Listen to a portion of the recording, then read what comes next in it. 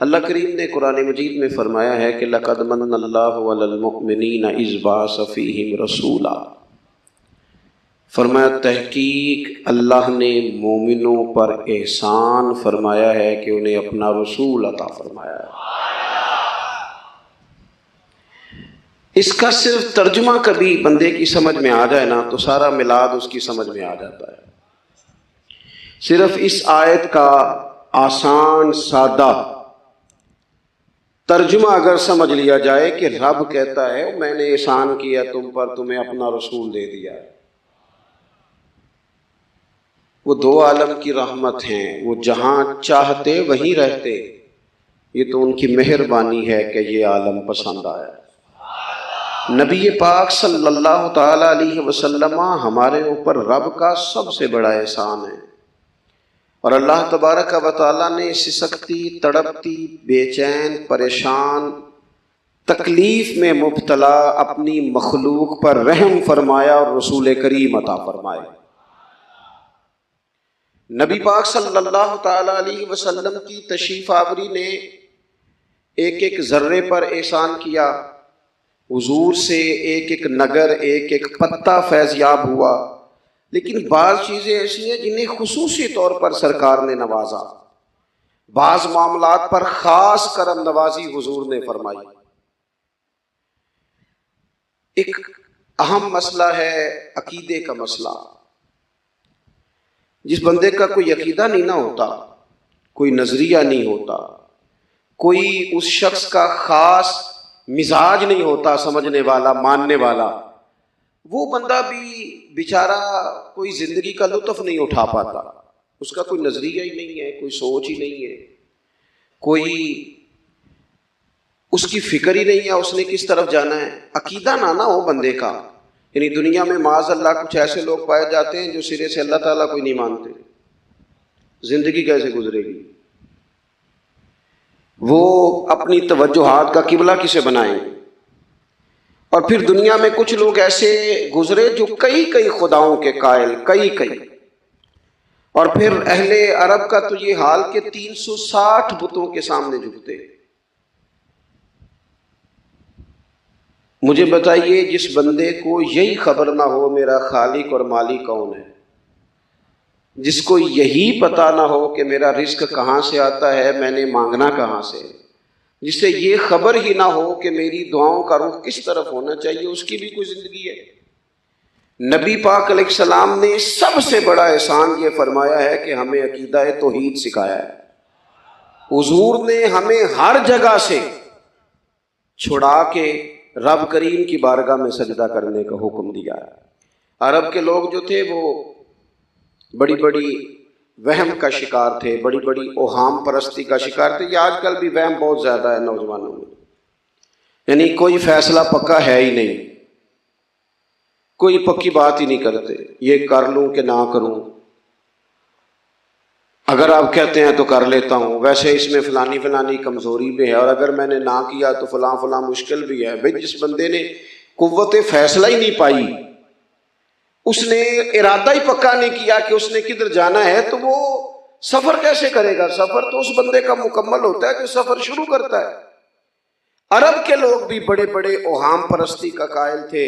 وہ جب قربانیاں کرتے تھے تو ان کا گوشت لا کے کعبے کی دیواروں کے ساتھ ملا کرتے تھے، یہ قبولیت کی علامت ہے۔ سارے کپڑے اتار کے کعبے کا طواف کرتے تھے، جب احرام باندھ لیتے، حج عمرے کا ارادہ کرتے تو دروازوں سے داخل نہیں ہوتے تھے۔ وہ کہتے تھے کہ دروازے گناہگار ہیں اور ہم چونکہ اب نیک کام کر رہے ہیں لہذا اوپر سے ہو کے آئیں گے۔ رسول کریم علیہ الصلوۃ والسلام نے انہیں ان سارے وہموں سے، ساری پریشانیوں سے، ان ساری بدشگونیوں سے نکال کے کہا اللہ تمہارا مالک ہے، اللہ تمہارا محافظ ہے، ہوگا وہ جو رب چاہے گا۔ ذرا ذرا سی بات پہ سہم جانا، ذرا سی بات پہ ڈر جانا۔ حضور نے لوگوں کو قوت فیصلہ عطا کی، اور اتنی بڑی قوت فیصلہ حضور نے دی کہ کل تک جو فیصلہ کر نہیں نہ پا رہے تھے، آج انہوں نے اس طرح کے فیصلے کیے کہ اپنی ساری کی ساری اولادیں لے کر وہ میدانوں میں کھڑے ہو گئے۔ وہ ڈٹ گئے کہ ہم نے کفر کے مقابلے میں جہاد کرنا ہے۔ انہوں نے طے کر لیا کہ حق کیا ہے، سچ کیا ہے۔ نبی پاک علیہ الصلوۃ والسلام نے ہمیں عقیدہ توحید دیا اور وہ طے کر کے دیا ہے نبی پاک نے، سجدہ سوائے اللہ کے کسی کو جائز، اگر کوئی عبادت کی نیت سے کرتا ہے تو سجدہ کفر ہے، اور اگر تعظیم کی نیت سے کرتا ہے تو حرام ہے۔ اعلیٰ حضرت بریلوی رحمۃ اللہ علیہ نے 50 کے قریب دلائل کتاب و سنت سے اور 100 سے زیادہ دلائل فقہ اور اصول فقہ سے بیان فرمائے ہیں کہ کسی اور کے لیے تعظیمی سجدہ بھی حرام ہے۔ نبی پاک علیہ السلام تشریف فرما تھے تو کچھ جانوروں نے آ کے حضور کے قدموں پہ سجدہ کیا، پیش نظر ہے وہ نوبہار، اور سجدے کو دل ہے بے قرار، روکیے سر کو روکیے، یہی تو امتحان ہے۔ کچھ جانوروں نے جب سجدہ کیا تو صحابہ عرض کرنے لگے یا رسول اللہ صلی اللہ تعالی علیہ وسلم ہمارا بھی دل کرتا ہے، تو حضور نے فرمایا بھی سجدہ سوائے رب کے کسی کے لیے جائز نہیں ہے، ہاں اگر جائز ہوتا تو میں خاتون سے کہتا کہ اپنے شوہر کو سجدہ کرے۔ نبی پاک علیہ الصلوۃ والسلام نے حد بندی کر دی۔ اور پھر دیکھیں یہ جو ہم میلاد مناتے ہیں نا، یہ میلاد اللہ تعالیٰ کی توحید کا بہت بڑا اعلان ہے۔ ہم کہتے ہیں نبی پاک کا میلاد ہوا، جس کا میلاد ہوتا ہے وہ خدا نہیں ہوتا، جو پیدا ہوتا ہے وہ رب۔ جب ہم میلاد منا رہے ہوتے ہیں تو ہم یہ بتا رہے ہوتے ہیں بھئی حضور خدا نہیں، حضور تو 12 ربیع الاول کو پیدا ہوئے، تو جو پیدا ہو رب پیدا، لم یلد ولم یولد، اللہ تبارک و تعالی پیدا نہیں ہوتا، مالک تو ازلی ابدی شان رکھتا ہے۔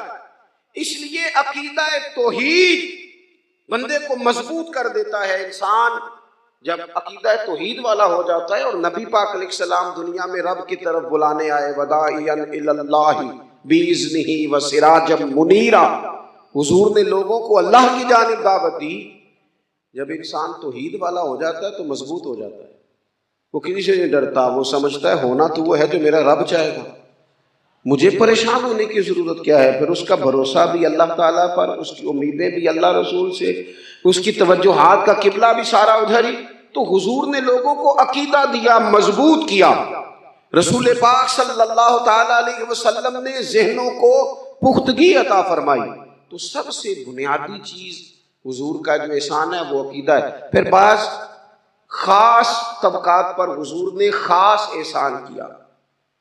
آج بھی پوری دنیا میں ڈھنڈورا پیٹا جاتا ہے عورتوں کے حقوق کا، پوری دنیا کے اندر، اور بعض لوگ عورتوں کو بڑا دھوکہ دیتے ہیں، کہتے ہیں تمہیں حق نہیں ملتے لہٰذا تم سڑکوں پہ آ جاؤ، معاذ اللہ، تمہیں حق نہیں ملتے لہٰذا تم معاذ اللہ بازاروں کی رونق بن جاؤ۔ عورتوں کو بڑا پریشان کیا جاتا ہے حقوق کے تعلق سے۔ نبی پاک علیہ السلام کی آمد سے پہلے کوئی خاتون کے ساتھ سلوک اچھا نہیں کیا جاتا تھا، اس کا کوئی جائیداد میں حصہ نہیں تھا۔ عورت کا خامد اگر فوت ہو جاتا تو وہ اپنے سسرال کے خاندان کی پراپرٹی بن جاتی، معاذ اللہ، اور جس کے مرضی چاہے سپرد کر دیتے۔ ہندوستان کے بعض علاقوں میں ایسی کبھی رسمیں بھی پائی جاتی تھی کہ بعض عورتیں اپنے خامد کے ساتھ جل جانا مناسب سمجھتی تھی کہ بعد میں کوئی زندگی تو ہوگی نہیں، اور بیوہ خاتون اور طلاق یافتہ خاتون، اس کے بارے میں تو لوگوں کا خیال تھا کہ شاید یہ خاتون بالکل سوسائٹی اور سماج کا حصہ ہی نہیں ہونی چاہیے۔ قربان جائیں، یہ اعزاز میرے نبی پاک نے دیا ہے۔ حضور نے پہلی شادی ہی اس خاتون سے کی ہے جن کا پہلے بھی نکاح ہو چکا تھا، اور خاتون کو حضور نے حقوق دیے، جائیداد میں حصہ دیا۔ کہا جو بیٹیوں کی بہنوں کی پرورش کر کے آئے گا اور اچھی پرورش کر کے انہیں روانہ کر دے گا، جس طرح میری 2 انگلیاں جڑی ہوئی ہیں میرے ساتھ جڑ کے جنت میں جائے گا۔ اور ایک روایت میں فرمایا کہ جب کسی کے ہاں بیٹی پیدا ہوتی ہے نا تو اللہ فرشتوں کو بھیجتا ہے، اور وہ اس کے گرد کھڑے ہو جاتے ہیں اور گھر والوں کو سلام کہتے ہیں، اور کہتے ہیں یہ ضعیفہ ایک ضعیفہ سے پیدا ہوئی ہے، یہ کمزور، یعنی صنف کے لحاظ سے کمزور نازک بچی ایک نازک ماں سے پیدا ہوئی ہے۔ فرشتے کہتے ہیں جو اس کی پرورش کرے گا نا، اللہ قیامت تک اس کی مدد کرے گا، اس کی ہمیشہ مدد ہوتی رہے۔ اور نبی پاک صلی اللہ تعالیٰ علیہ وسلم کی خدمت میں آ کے جب خواتین نے کہا تو نا یا رسول اللہ، ہمارے تو دین دنیا کے معاملات میں مردوں کے تعلق سے کمزوری ہے، کئی دن تو ہم ویسے نماز نہیں پڑھ سکتی مہینے میں، کئی دن تو ہم ویسے عبادات کے قریب